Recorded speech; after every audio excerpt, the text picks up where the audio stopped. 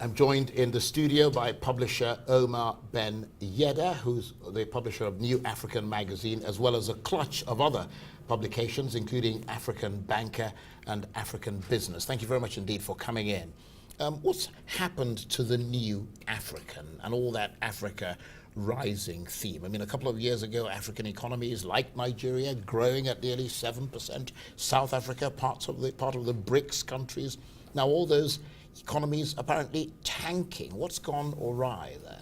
Yeah, the New Africa, our magazine's New African, but here we're talking about the New Africa and the Africa rising. Absolutely.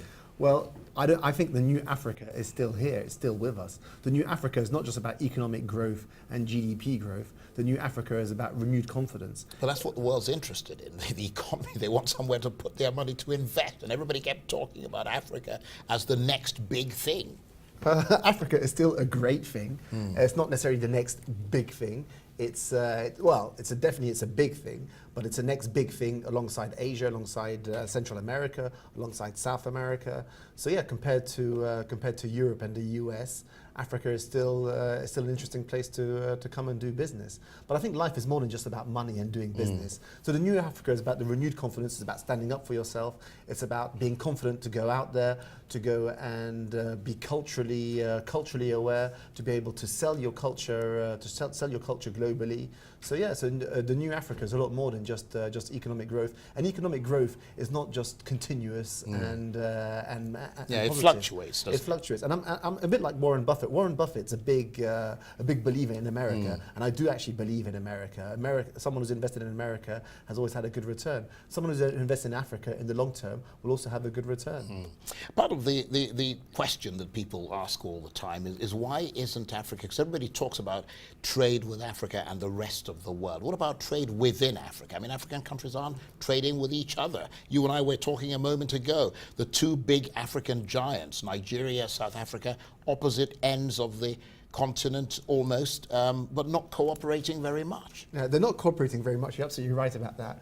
In terms of trade, I think it's quite, we know what the problems are. They've been well documented. Unless you produce things that you could trade, you're not going to trade with each other. So trade is increasing, but very slowly. Right. So there is gradual increase, but it's not enough. We all agree with that. But actually, the more important point that you raised there is that we do need the locomotives to be performing. So we do need the big countries to be performing, the Egypt, the Nigerias, the South Africa. And also what we do need is these locomotives to be working in tandem and together, which is not always the case. Competition is great, and it's great to see Nigerian groups competing with South African groups, competing with Kenyan groups, who's going to be the best and the biggest. But really what we're not seeing, and what I saw actually when I joined our group, it's now 2003, so that's nearly 15 years ago, 14 years ago, I remember we had a number of visionaries, so to speak. We had President Wade in Senegal. We had Obasanjo in Nigeria. We had, at the time, Thabo Mbeki in South Africa, and had this vision for Africa about cooperating, working together as countries, and these regional poles really pulling the rest of the continent with them. So what's getting in the way of that? Well, that's leadership ultimately. So at the moment you've got Zuma, who's more concerned about not ending up in jail once his term ends. You've got Buhari, who's I hear he's in Las Vegas this week. No, I'm just teasing you. No, hopefully we. I was going to say, well, breaking news here. No, well, we hope he'll be right. back. But he's had his own fires to put out and fights to fight here. But I think they're more concerned in their national issues as opposed to having that Pan-African vision. Yes. And thinking continentally. Well, let's talk about one area that they tend to focus on. That is the United States of America. A lot of Africa looking to that with the Growth and Opportunity Act and all of that. Donald Trump talking about protectionism, insisting on reciprocating in a world where Africa's trade relation with the United States is based on a one-way privilege for Africa. What do you see as the likely relationship that will evolve under Donald Trump between the United States and Africa? one thing that never changes in the United States of America, maybe there is a case that this may change actually, but one thing that never changes is that the President of the United States of America will defend the interests of the United States of America and not the interests of Europe or the interests of Africa or the interests of Kenya. So Donald Trump, like his predecessor Obama, like his predecessor Bush, and like his predecessor Clinton, will defend the interests of America. In whatever way. Some people may say that Trump is also defending the interests of Russia, that we do not know.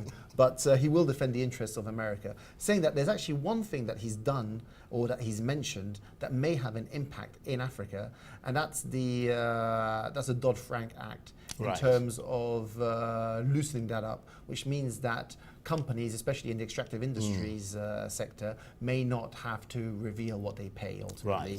So, which will make that whole world a lot more murky once again. And that may have an impact in Africa, because if things get murky, then we know what happens with that money, and we know what happens with those countries. It can destabilize certain countries that are precarious, and so there may be policies that may have a big impact in Africa. But in terms of AGOA, in terms of there's never been that much trade between America and Africa. Essentially a lost opportunity for Africa there, because Africa isn't, shipping more than sort of commodities, etc. But let's move away from that in the dying minutes of the discussion. You publish a whole slew of magazines on and about Africa.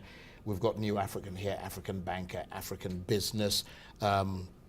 What's the state of publishing in the industry here, with regard to journalistic magazines such as yours, newspapers, etc.? What's the state of that in Africa at the moment? The state of journalism in Africa has never really risen or arisen. Saying that, it's never been that bad either. So the quality of journalism can be improved, and it has been improving. The business of publishing is a difficult one, just because we haven't got the networks in terms of distribution, for example, and because the market isn't that sophisticated in certain areas, and the advertising revenues aren't there to support the publishing on a continental basis. Saying that, I mean, our group has been growing at a steady rate, and really the way I look at it is I don't look at myself as a magazine publisher, but as a content producer. And I think everyone wants to hear about the African story, and there's so many great African stories out there.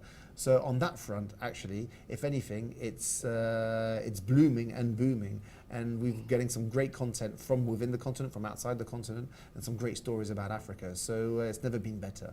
Well, Omar, we're always interested in African stories, so do talk to us about it whenever you feel like it. Omar Ben, who's the publisher of New African Magazine, as well as African Banker and African Business, thank you very much. It's great being here. Thank you.